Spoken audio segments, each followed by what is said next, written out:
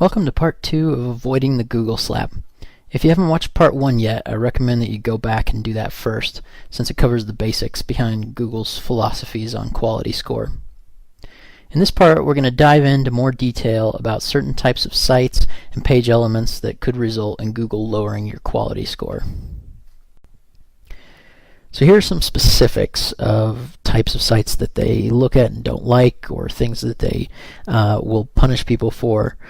First one is arbitrage sites that are designed just to show ads. Google wants sites to deliver value, and they want sites to have actual content on them. So if advertisers are just trying to buy really inexpensive traffic and use that to just display advertisements to people without actually giving them any real content, they're going to have a lower quality score. Same goes for the next thing. Sites that trick users into giving away personal info, or are just there as maybe a CPA lead gen form, but don't have the actual information that people are looking for. But they say, "Hey, if you give us your information, we'll share that with you," but then don't. That's a big problem as well, and that'll result in lower quality score. The annoying elements. Now this is kind of a gray area. Some examples that they gave us are popovers or pop-unders, exit scripts, the things where when you go to leave a website, it pops up and says, "Wait, don't leave, stick around," or things like long videos that can't be skipped, where you actually have to sit and watch the entire 20-minute video before you can take any kind of action at all.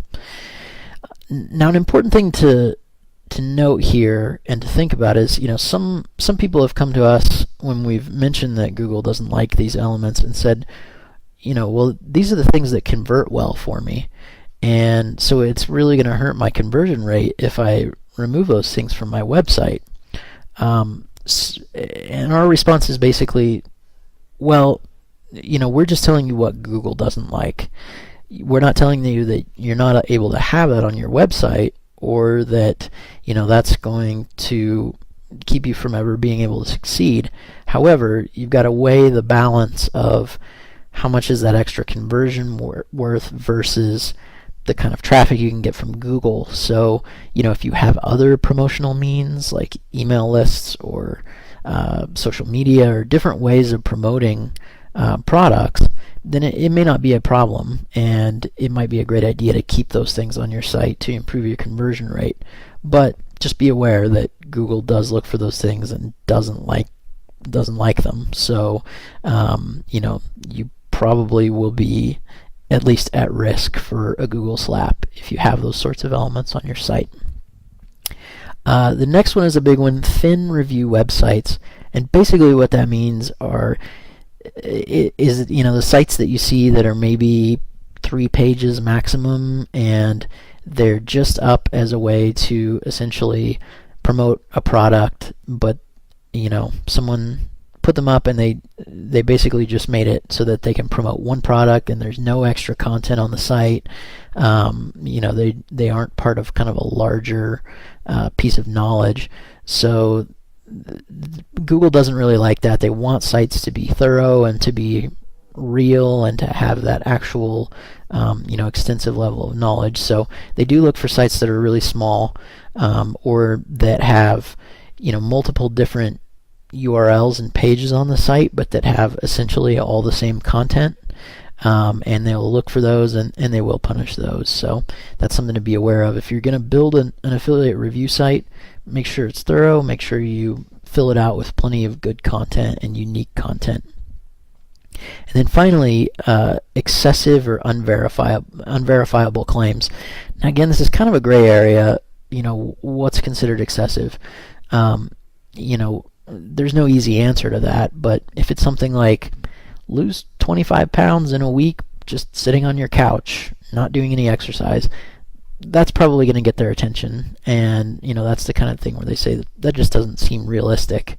So if you're making claims on your website about what a particular product can achieve, provide plenty of examples, or plenty of real valuable testimonials that say yes, this really is achievable, this really can be done, and make sure that it does sound reasonable. So now I'll tackle some of the common questions that we've gotten from people when we share this information from them. The first one is it true that Google doesn't like affiliate marketers? And the answer to that is no. Google has actually confirmed to us that they don't have a problem with affiliate marketers. They recognize that they're a valuable part of e-commerce. They just take issue with affiliate websites that violate their quality standards. So as I mentioned, I'm going to post that link to the affiliate guidelines, and so take a look at that, read through that, and make sure that any site that you're creating does meet those quality standards. Next up is, does Google not allow direct linking? They actually prefer direct linking based on what they've told us, assuming that the landing page of the product meets their quality guidelines. The difficulty with direct linking is that they have the policy in place where only one advertiser can advertise and point people to a specific domain. So that just makes the direct linking piece a lot more competitive. And so really, they're only going to allow one person to do that at a time. So if someone else is already advertising on that direct link and is willing to pay more than you, you're going to need to create an in-between page, or include a link to that page from a different site that you have that maybe reviews a number of different products or provides information on a topic before sending people to that link.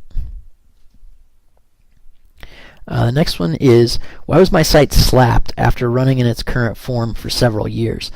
A lot of people say, I've had this exact ad going for 2 or 3 years, there was never any problem, and then all of a sudden it dropped to 0 one day and I didn't change anything.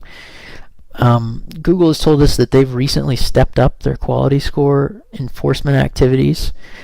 They're looking at things more closely than they have before.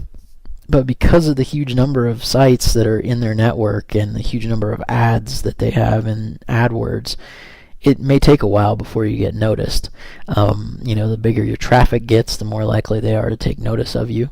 So in these cases, what you can do is basically check your page for elements that violate their rules, make those fixes, and then resubmit. And we've actually had quite a bit of success working with advertisers and vendors who their site got slapped. We took a look at it with them, went over some of these guidelines with them, had them read the affiliate guidelines. They made the changes and they were accepted by Google, and their quality score went back to what it was before. So if you have been slapped, don't lose all hope that you can get back in. You just have to make those changes and meet up with the kind of guidelines that I gave earlier, and then resubmit, and there's a good chance that you will get included back in the results once those fixes are made. So that's what I have for you today. If you have any questions, feel free to leave them in the comments, and we can always try to do more videos addressing some of those questions. But if you have been slapped, as I mentioned, just try to get back on Google's good side. They do, want to run ads. They want high quality advertisers in their network. So just do the best you can to make sure that you're meeting their guidelines, and resubmit, and hopefully they'll let you back in. So hope you've enjoyed the video. Thanks very much, and best.